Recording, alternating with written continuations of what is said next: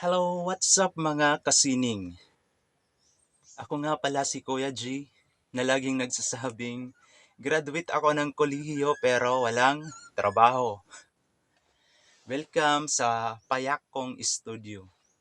Tinawag ko po itong Payak na Studio kasi narito po ako sa ah, kabundukan nakatira. So, ngayon naririnig nyo naman yung mga honi ng ibon at saka minsan tilaok ng alaga naming manok at saka alaga kong aso. So, ngayon po, gusto ko po sa inyo ah, ibahagi kung papaano ko nga pala na portrait si Maria Clara. Si Maria Clara ay dedicated yan sa lugar ko, which is tinagurian po yung lugar namin na Golden Sunrise, which is Borongan City, Eastern Samar. So, yung pamagat ko nga pala sa obra na to, that masterpiece of me entitled Maria Clara of Golden Sunrise, oil on canvas na may sukat na 28 by 32 inches. So, yun po yung sukat niya. Art exhibit na darating dito sa amin.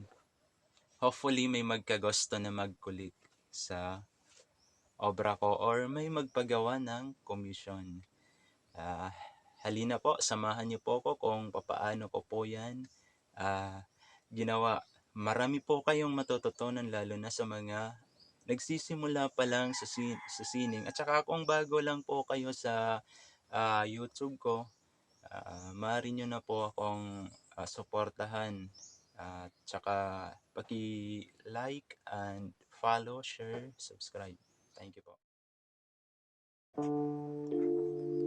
Yung pinakauna ko pong ginagawa kapag gagawa po ako ng obra,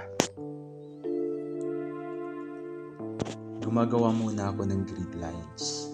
Kaya makikita mo may mga grid lines sa canvas ko.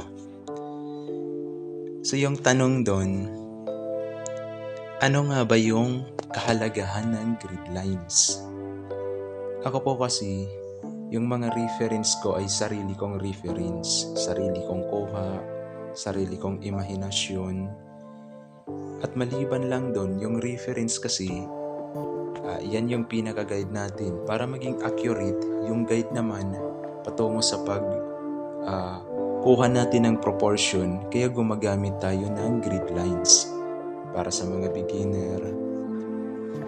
At sa mga professional artist din, gumagamit din sila ng grid lines. Maraming professional artist na kilala ko na ginagamit talaga nila yung grid lines para maging accurate. Sa akin naman, dito sa obra ko na to, yung dito sa Maria Clara of Golden Sunrise, yung reference ko lang po doon ay yung model ko, yung subject ko na tao. Yun ay walang iba kundi si Maria Clara. Ngayon, dahil sariling composition ko naman yung background, advantage pa rin na mayroon akong grid lines kasi yan yung nagsisilbing guide ko sa pagkuha ng perspective, yung deep na parte ng obra. Yung ibig sabihin po ng deep, yung pinakamalayo hanggang sa pinakamalapit na object. Paano mo mamimintin na unang tingin pa lang ng sisiyasat sa obra mo, maganda yung pagkakagawa ng komposisyon. Kaya yan, kitang-kita na may mga grid lines sa canvas. Pangalawa, nag-sketch ako sa canvas. Yung advantage kapag nakapag-sketch ka sa canvas, madali mong matitrace kung ano na yung kalalabasan ng obra mo. Kitang-kita mo na yung kabuuan. Kasi kahit i-sketch mo yan ng graphite sa canvas, napupura naman yan kapag napapatungan na ng pintura.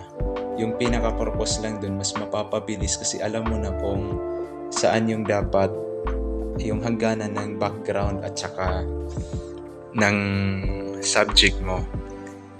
Yan ang dalawang tips ko para sa mga beginner artist or nagsisimula pa lang mag-painting.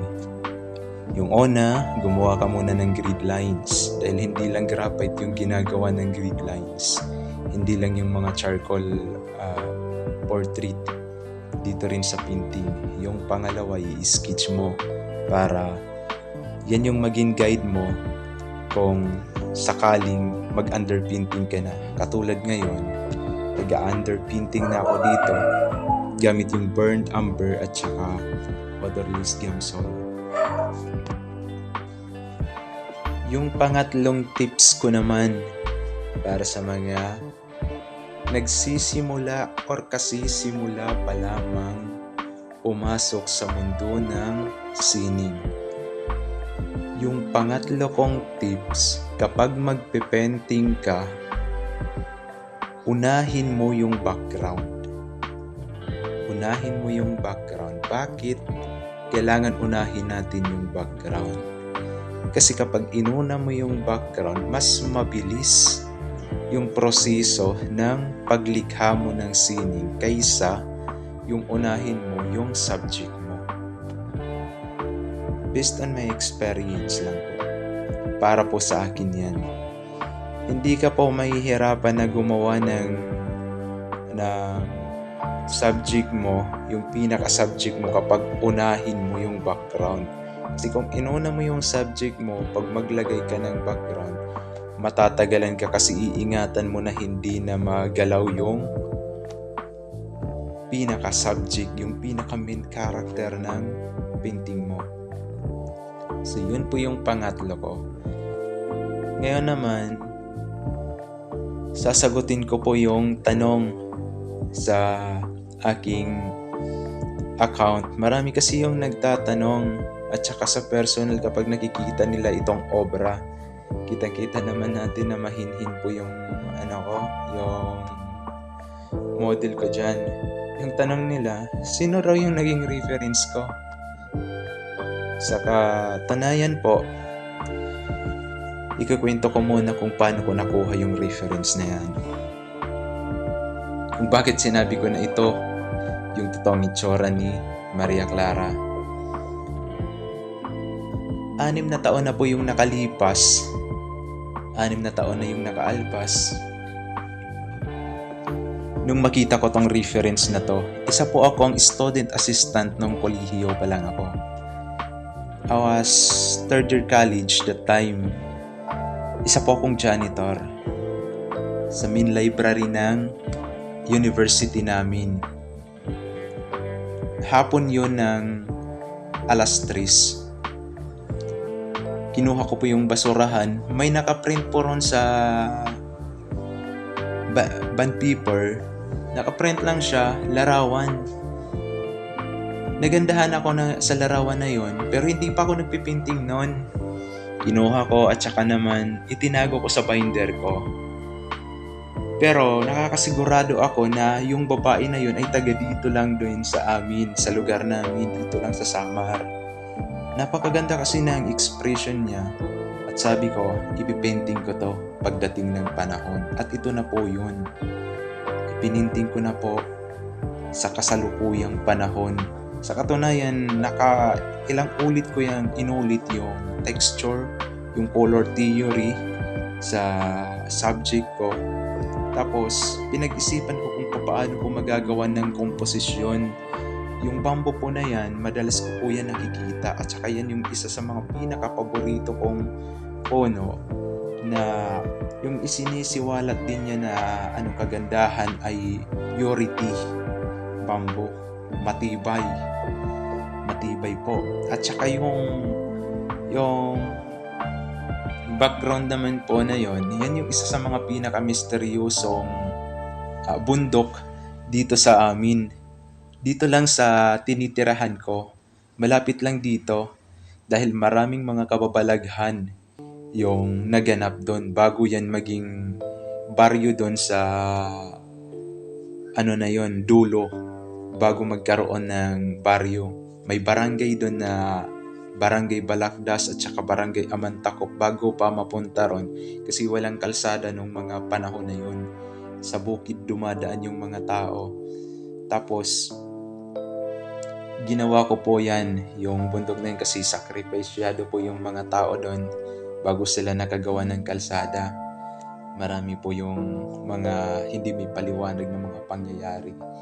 At saka, ito naman si Maria Clara, ini-okit ko yan dahil para sa akin wala ko pang nakita na nagpainting ng Maria Clara, kasi parang fantasy si Maria Clara. Pero sa totoosin lang, tayo po kasi yung mga Pilipino, may kakayahan tayo at may angkin tayong ganda. Ito po ay dedicated ko sa mga kababaihan na sila po ay dapat ingatan, alagaan, bigyan ng respeto at igalang. Yan po yung gusto kong maging team dito, kasi sila po yung in the future nagiging ilaw ng tahanan.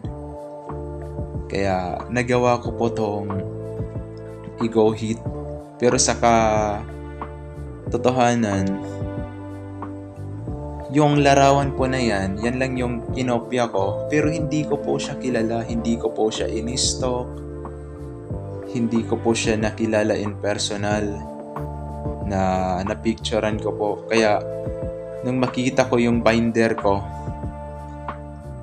agad ko siyang ginawa ng konsepto na ipipinta ko to.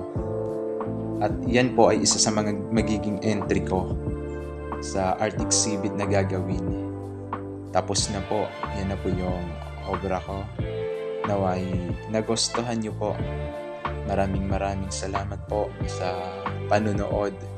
Naway suportahan nyo po yung vlog ko at ituturo ko sa mga susunod ko na video yung proseso ko. At kung may gustong magpa-commission, ito po yung offer ko. Maraming salamat.